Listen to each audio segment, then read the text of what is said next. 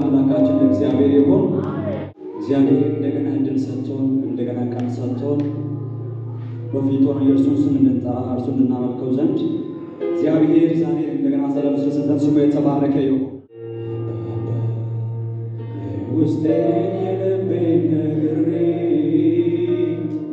እንዲሁ ቀረበኝ ነገሬ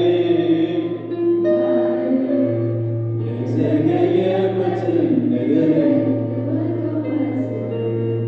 ዛሬ በአምባው ላይ ነኝ በመጠበቂያዬ እስኪመለከተኝ እስኪያየኝ ጌታዬ